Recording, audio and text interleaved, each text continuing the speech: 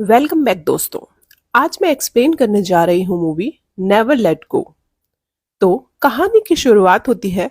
हमें एक घने जंगल को दिखाया जाता है जिसके ठीक बीच में एक लकड़ी का घर है जिसमें एक औरत जिसका नाम नॉर्मा था अपने दो बच्चों सैम और नोलन के साथ रहती है। उसके पास एक डॉग भी है। वो अकेले ही दोनों बच्चों को पाल रही थी। इन सभी को बाहरी दुनिया से कोई लेना देना नहीं था। हमें बताया जाता है आज से कुछ साल पहले इस धरती पर किसी मॉन्स्टर ने हमला किया था जिसके बाद दुनिया में कुछ लोग ही जिंदा बचे हैं। नॉर्मा की पूरी दुनिया अब ये घर और जंगल है। नॉर्मा हमेशा डरती है। वो सोचती है मॉन्स्टर उसके घर के आसपास ही घूमता रहता है। वो अपने बच्चों को भी हमेशा बताती है कि मॉन्स्टर कभी भी किसी का भी रूप ले सकता है। वो अगर किसी को छू ले तो वो इंसान भी मॉन्स्टर बन जाता है। उसके सोचने और समझने की शक्ति चली जाती है, इसलिए उसके सामने जो भी आए वो उसे मार डालता है। अब हमें एक और चीज का पता चलता है कि नॉर्मा के घर में एक पॉजिटिव एनर्जी है जिसकी वजह से मॉन्स्टर उनके घर में नहीं घुस सकता। वो घर और घर से जुड़े लोगों को छू भी नहीं सकता। इसलिए जब भी नॉर्मा और उसके बच्चे घर से बाहर जाते थे तो इनकी बॉडी के साथ एक रस्सी बंधी होती थी जिसका एक सिरा घर के अंदर बंधा है। मॉन्स्टर ना तो ये रस्सी काट सकता था और ना ही उसको कोई नुकसान पहुंचा सकता था जो इस रस्सी के साथ बंधा हुआ है। इसलिए नॉर्मा और उसके बच्चे ऐसे ही कई सालों से अपनी कमर पर रस्सी बांधकर जंगल में जाया करते थे। जंगल से जरूरत का सामान इकट्ठा करते, जानवरों का शिकार करके अपना गुजारा किया करते थे। नॉर्मा को लगता था कि मॉन्स्टर हमेशा उसका पीछा करता रहता है, छुपकर उन्हें देखता रहता है कि कब वो रस्सी खोले और मॉन्स्टर उन पर हमला कर दे। हमेशा ही नॉर्मा अपने बच्चों को मॉन्स्टर के बारे में कुछ न कुछ बताती रहती थी, पर बच्चों ने आज तक कभी भी उस मॉन्स्टर को खुद नहीं देखा था। नॉर्मा उस मॉन्स्टर से बहुत डरती थी, इसलिए अपने बच्चों के लिए कुछ रूल्स बनाए हुए थे जिन्हें नॉर्मा हर रात खाने से पहले बच्चों से वो रूल्स दोहराने के लिए कहती थी, क्योंकि कल अगर उसे कुछ हो जाए तो दोनों बच्चे जंगल में अकेले सरवाइव कर सकें। साथ ही नॉर्मा उनको मॉन्स्टर के बारे में बहुत खतरनाक कहानियां भी सुनाती थी। नॉर्मा बच्चों को एक दिन बताती है कि तुम दोनों के डैड को भी मॉन्स्टर ने छू लिया था, इसलिए मजबूरन ना चाहते हुए भी मुझे उन्हें मारना पड़ा। रात को सैम और नोलन सो जाते हैं, लेकिन तभी एक अजीब आवाज सुनकर नॉर्मा जाग जाती है। नॉर्मा को लग रहा था कि बाहर कोई उसे बुला रहा है। थोड़े समय में नॉर्मा बाहर जाती है। वो वहां अपने हस्बैंड के रूप में मॉन्स्टर को देखती है जो इनके घर के अंदर आने की कोशिश कर रहा था, लेकिन मॉन्स्टर किसी भी हाल में घर के अंदर नहीं आ सकता था। इसलिए नॉर्मा बिल्कुल नहीं घबराती। वो शांति से बाहर बैठ जाती है, क्योंकि ये सब अब नॉर्मा के लिए रोज की बात हो चुकी थी। जैसे तैसे रात गुजर जाती है। अगली सुबह होती है। ये तीनों शिकार के लिए फिर से जंगल की ओर निकल जाते हैं। वहां से इनको जो भी मिलता है ये लोग उसका शिकार कर लेते हैं, चाहे फिर वो कीड़े मकोड़े हों या सांप और मेढक। अब हमें पता चलता है दोनों बच्चे अपनी माँ से बहुत प्यार करते हैं, लेकिन सैम अपनी मॉम की सारी बातें बिना सवाल किए मानता था, क्योंकि वो अपनी माँ पर बहुत भरोसा करता है। दूसरी तरफ नोलन इसका बिल्कुल उल्टा था। उसको लगता था कि मॉन्स्टर जैसा कुछ भी नहीं है। एक दिन वो अपनी माँ से ये तक कह देता है, उसे ऐसा लगता है कि ये सब उसकी मॉम की बनाई हुई कहानियां हैं, सिर्फ उनका वहम है। हो सकता है बाहर सब कुछ नॉर्मल हो, हमें वहां जाकर जरूर देखना चाहिए। तभी नॉर्मा नोलन से कहती है कि मॉन्स्टर ने तुम्हारे दिमाग में ऐसे ख्याल डाले हैं, ये सब वही कर रहा है ताकि तुम मुझ पर शक करो। बेटा, मॉन्स्टर यही तो चाहता है कि हम में से कोई कब रस्सी के बिना बाहर जाए और फिर वो उसका शिकार कर सके।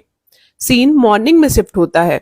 सभी फिर से शिकार के लिए निकलते हैं। शिकार करते हुए नोलन को एक पेड़ पर एक पंछी के अंडे दिखते हैं। वो पेड़ से नीचे उतर आता है। तभी उसकी नजर नीचे गिरे हुए एक अंडे पर पड़ती है। वो उसे उठाने की कोशिश करता है, पर उसकी रस्सी इतनी बड़ी नहीं थी कि अंडे तक पहुंचा जा सके। अगर नोलन को अंडा चाहिए तो उसे रस्सी खोलकर वहां जाना पड़ेगा। वो रस्सी खोलने ही वाला होता है, तभी वहां उसका भाई सैम आ जाता है। वो उसे रोक लेता है। सैम कहता है, अगर तुमने रस्सी खोली तो मॉन्स्टर तुमको पकड़ लेगा। नोलन तब तो कुछ नहीं कहता, सैम की बात मानकर वापस जाने लगता है, पर बीच रास्ते में वो गुस्से में सैम की रस्सी पर पैर रख देता है, जिससे सैम फिसल कर नीचे गिर जाता है और उसकी रस्सी खुल जाती है। अब सैम का पैर भी एक पेड़ में फंस जाता है। सैम हेल्प मांगता है। नोलन अब सैम की मदद करने नहीं जा पा रहा था क्योंकि उसकी रस्सी छोटी थी। वो अपनी मॉम को बुलाने के लिए सीटी बजाता है। नॉर्मा सीटी की आवाज सुनते ही घबरा जाती है। उसे खतरे का अंदाजा हो जाता है। वो भागती हुई अपने बच्चों की तरफ जाने लगती है, लेकिन नॉर्मा की रस्सी भी वहां तक नहीं पहुंच पा रही थी। नॉर्मा अब अपने बच्चों को बचाने के लिए अपनी रस्सी खोल देती है, फिर तेजी से दोनों बच्चों को बचाकर ऊपर ले आती है। हमें एक मॉन्स्टर दिखाया जाता है जो एक ओल्ड लेडी के रूप में है और वो इनके पास आ रही है। लेडी एक सांप की तरह जीभ निकाल रही थी। वो बहुत ही खतरनाक लग रही थी। इस सब में एक अच्छी बात ये हुई कि मॉन्स्टर के वहां आने से पहले नॉर्मा ने खुद को और बच्चों को रस्सी से बांध लिया था। हमें ये भी पता चलता है कि मॉन्स्टर अभी भी सिर्फ नॉर्मा को ही दिखाई दे रहा था, उसके बच्चे उसे नहीं देख पा रहे। अब ये लोग अपनी जान बचाकर घर आते हैं। घर आने के बाद नॉर्मा सैम और नोलन पर बहुत गुस्सा करती है, उन्हें ये लापरवाही करने के लिए डांटती है। अब हमें एक बेसमेंट दिखाया जाता है जो नॉर्मा ने अपने घर में बनाया था। वो जब भी बच्चों पर गुस्सा करती थी तो उन्हें सजा देने के लिए बेसमेंट में बंद कर देती थी, जिससे कि वो अगली बार मॉन्स्टर को हल्के में ना लें, दोबारा कोई गलती ना दोहराएं। दूसरी तरफ नोलन अभी भी यही सोच रहा था कि जंगल में सैम की रस्सी खुल गई थी, फिर भी वो बिल्कुल सही सलामत बच गया। इसका मतलब मॉम की सारी बातें झूठी हैं। अब उसका यकीन और भी ज्यादा बढ़ जाता है। एक दिन नोलन सैम से पूछता है, जब तुम्हारी रस्सी खुली थी तो क्या तुम्हें कुछ अजीब महसूस हुआ? सैम कहता है, मुझे कुछ याद नहीं। नोलन कहता है, मुझे सब याद है। जब तुम्हारी रस्सी खुली थी तब कुछ भी अजीब नहीं हुआ और ना ही वहां कोई मॉन्स्टर आया। इसका मतलब है कि हमारी मॉम हमसे झूठ बोलती है। लेकिन सैम को अपनी मॉम की बातों पर बहुत ज्यादा विश्वास था, इसलिए वो नोलन की बातों पर ज्यादा ध्यान नहीं देता, वहां से चला जाता है। फिर एक दिन आता है जब नोलन और नॉर्मा अपने ग्रीन हाउस में कुछ सब्जियां लगा रहे होते हैं। नोलन अपनी माँ की पीठ पर एक सांप का टैटू देखता है। वो उसके बारे में मॉम से पूछता है तो नॉर्मा उसे बताती है कि मुझे मॉन्स्टर हमेशा एक सांप के रूप में ही दिखाई देता है, इसलिए मैंने ये टैटू बनवाया है ताकि मॉन्स्टर मुझे पहचान ना पाए। अब नोलन एक बार फिर अपनी माँ को समझाने की कोशिश करता है। वो कहता है, मॉम, हो सकता है बाहर की दुनिया बिल्कुल ठीक हो, हमें कम से कम वहां जाकर देखना तो चाहिए। ऐसे कैसे हो सकता है कि पूरी दुनिया में सिर्फ हमारा घर ही बचा है? तब नॉर्मा नोलन को समझाती है कि शुक्र करो कि तुम्हारा घर सेफ है, नहीं तो अब तक हम सब बाकियों की तरह मर गए होते। अब ऐसे ही काफी महीने गुजर जाते हैं। अब उन लोगों के पास खाने के लिए भी ज्यादा कुछ नहीं बचा है, इसलिए ये लोग पेड़ों के पत्ते और कीड़े मकोड़े खाकर जी रहे थे। एक रात नोलन सैम को भागने के लिए मना रहा होता है। वो कहता है, चलो हम यहाँ से निकलकर भाग चलते हैं, वहां पक्का कोई खतरा नहीं होगा। लेकिन सैम उसे मना कर देता है। वो कहता है, हम मॉम को ऐसे अकेले छोड़कर कैसे जा सकते हैं? अब नोलन उससे कहता है, अगर हम यहाँ रहे तो भी एक दिन भूख से मर ही जाएंगे, इसलिए अच्छा यही होगा कि हम सब बाहर निकल जाएं। नॉर्मा बाहर खड़ी होकर ये सारी बातें सुन रही थी। सीन मॉर्निंग में शिफ्ट होता है, जहां नॉर्मा अपने बच्चों को एक पुराना कैमरा और उसके साथ कुछ फोटोज दिखाती है। इसके बाद नॉर्मा उसी कैमरे से अपनी और बच्चों की एक फोटो लेती है। अब उसे ये डर लग रहा था कि कहीं उसके बच्चे उसे छोड़कर ना चले जाएं। ये यादें उसके पास हमेशा रहेंगी।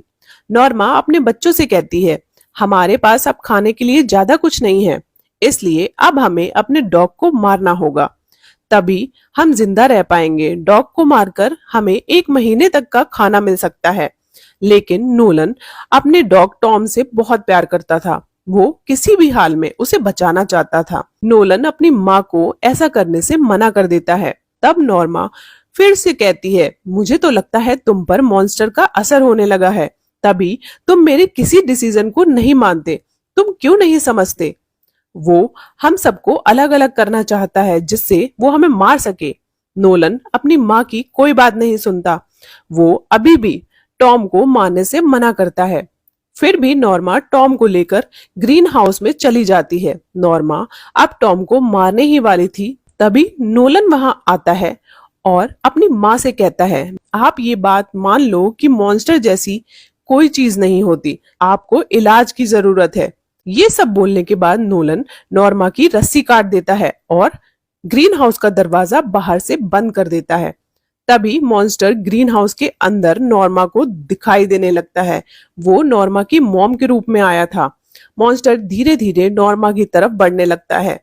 अब नॉर्मा बहुत डर जाती है, लेकिन वो मॉन्स्टर के हाथों मरकर खुद मॉन्स्टर नहीं बनना चाहती थी। इसलिए अपने पीछे लगी विंडो से एक नुकीला कांच का टुकड़ा तोड़ लेती है और खुद की गर्दन पर चला देती है। फिर वहीं नॉर्मा की मौत हो जाती है। सैम अपनी माँ को बचाने के लिए बाहर नोलन से लड़ रहा था। वो वहां से भागता हुआ अपने मॉम की तरफ आता है कि शायद वो उन्हें बचा पाए, लेकिन तब तक बहुत देर हो चुकी थी। सैम अपनी माँ को मरा हुआ देखकर अंदर से टूट जाता है। वो उसके पास बैठकर बहुत रोता है। ये भयानक नजारा देखकर अब नोलन भी समझ जाता है कि शायद उससे बहुत बड़ी गलती हो गई है। उसने अपनी माँ पर विश्वास नहीं किया, जिसकी वजह से उसकी माँ अब इस दुनिया में नहीं है। नोलन को भी अब अपनी माँ की सारी बातें सच लगने लगती हैं। वो भी समझ चुका था कि मॉन्स्टर कितना खतरनाक है कि उसने मॉम को ही मार दिया। सैम अपनी मॉम के मरने के बाद बहुत ज्यादा बीमार रहने लगा था, क्योंकि उन दोनों का ख्याल रखने के लिए वहां अब कोई भी नहीं था। उन दोनों भाइयों के पास अब खाना भी नहीं बचा था। अब उस जंगल में अकेले रहना और भी ज्यादा मुश्किल हो चुका था। सीन शिफ्ट होता है और हमें दिखाया जाता है एक दिन सैम की तबीयत खराब थी, इसलिए नोलन अकेले ही शिकार के लिए जंगल में जाता है। वो बहुत दूर तक चलता जाता है। आगे उसे एक रोड दिखाई देती है। उसे देखकर नोलन मदद के लिए चिल्लाने लगता है, लेकिन काफी देर इंतजार करने के बाद भी वहां कोई नहीं आता। इसलिए नोलन उदास होकर घर वापस आने लगता है। वो घर के अंदर घुसने ही वाला था, तभी उसे किसी की आवाज आती है। वहां एक आदमी उसकी आवाज सुनकर आया था। वो नोलन से पूछता है, क्या तुम मदद के लिए आवाज लगा रहे थे? क्या हुआ तुम्हें? तुम ठीक तो हो? नोलन को लगता है कि ये भी मॉन्स्टर है जो किसी आदमी का रूप लेकर उसको पकड़ने की कोशिश कर रहा है। वो कुछ कहता उससे पहले सैम अपनी माँ का क्रॉसबो उठाकर बाहर आ जाता है। फिर उस आदमी की तरफ पॉइंट कर देता है। वो आदमी डर जाता है। सैम को समझाने की कोशिश करता है कि मैं तो तुम्हारी मदद के लिए यहाँ आया हूँ, अगर तुम्हें मदद नहीं चाहिए तो मैं चुपचाप यहाँ से चला जाता हूँ। ये कहकर वहां से धीरे धीरे जाने लगता है। जैसे ही वो आदमी मुड़ता है, सैम उस पर तीर चला देता है, जिससे उस आदमी को बहुत ज्यादा चोट आती है। अब वो बेचारा रेंगते हुए जंगल में जाने लगता है। नोलन आदमी के पास एक बैग को देखता है, इसलिए उसका पीछा करने लगता है। तभी वो आदमी पुलिस को हेल्प के लिए कॉल कर देता है। नोलन जल्दी से उस आदमी का बैग छीनकर घर ले आता है। बैग में उसे बहुत सारी खाने की चीजें मिलती हैं। अब वो दोनों समझ जाते हैं कि वो आदमी कोई मॉन्स्टर नहीं था। उन्हें बहुत पछतावा होता है, लेकिन दोनों काफी टाइम से भूखे थे, तो खाना देखकर दोनों उस पर टूट पड़ते हैं। उसी रात को इन दोनों के घर एक छोटी बच्ची आती है जो उन्हें बाहर बुला रही थी। सैम बाहर जाकर उससे बात करता है तो वो लड़की बताती है, मेरे डैड किसी की मदद करने जंगल में आए थे। मैंने बहुत देर उनका वेट किया, पर जब वो वापस नहीं आए तो मैं उन्हें ढूंढने यहाँ आ गई। सैम लड़की को सब कुछ सच बता देता है कि वो यहीं आए थे। उन्हें देखकर मुझे लगा कि वो एक मॉन्स्टर हैं, इसलिए मैंने गलती से उन पर क्रॉसबो चला दिया, जिससे वो मर गए। ये सब सुनकर लड़की बुरी तरह डर गई और जंगल में भागने लगी। उसे भागता देख सैम भी लड़की का पीछा करता हुआ जंगल में भाग गया। अब थोड़ी दूर जाने पर सैम को ऐसा एहसास हुआ कि वो जंगल में अकेला है। अब वो वापस घर जाने के लिए दौड़ता है। तभी उसकी रस्सी किसी पेड़ में अटक जाती है। अंधेरा बहुत था, इसलिए वो घर जल्दी पहुंचना चाहता था और रस्सी को निकालने की बजाय उसे खोल देता है। तभी उसे अपने आसपास मॉन्स्टर दिखाई देने लगते हैं। वो मॉन्स्टर उसके पास आकर उसके मुंह में कुछ डाल देता है, जिससे वो वहीं तड़प तड़प कर गिर जाता है। सीन यहाँ से शिफ्ट होता है, हमें नोलन को दिखाया जाता है जो घर में सो रहा था। अचानक वो उठता है। सैम को घर में ना पाकर उसे जंगल में ढूंढने जाता है। वो बहुत देर तक जंगल में सैम को ढूंढता रहता है। जब उसे सैम कहीं नहीं मिलता, वो घर आने का फैसला करता है। नोलन जैसे ही घर लौट कर आता है, उसे वहां सैम दिखाई देता है जो एक कोने में बेड पर बैठा हुआ है। नोलन सैम को देखने उसके पास जाता है। तब सैम नोलन पर ही अटैक करने लगता है और उसे मारने की कोशिश करता है। फिर सैम गुस्से में पूरे घर को आग लगा देता है और नोलन को भी घर के अंदर ही बंद कर देता है। नोलन को वहां मॉन्स्टर अपनी माँ के रूप में दिखाई देने लगती है। वो उसे डरने की बजाय उसे अपने साथ लेकर बेसमेंट में कूद जाता है। अब माँ को गले लगाकर आई लव यू मॉम बोलता है। धीरे धीरे मॉन्स्टर शांत होकर गायब हो जाता है और नोलन बेहोश हो जाता है। घर के बाहर बैठा सैम उसी कैमरे से अपनी और उस जलते हुए घर की फोटो ले रहा होता है। कुछ ही देर में पूरा घर आग के चपेट में आकर राख हो जाता है। अब वहां रेस्क्यू टीम वाले भी पहुंच जाते हैं, क्योंकि उस आदमी ने मरने से पहले पुलिस को कॉल कर दी थी। हम देखते हैं बेसमेंट में होने की वजह से नोलन की जान बच गई थी। उसे एक हेलीकॉप्टर में ले जाया जाता है।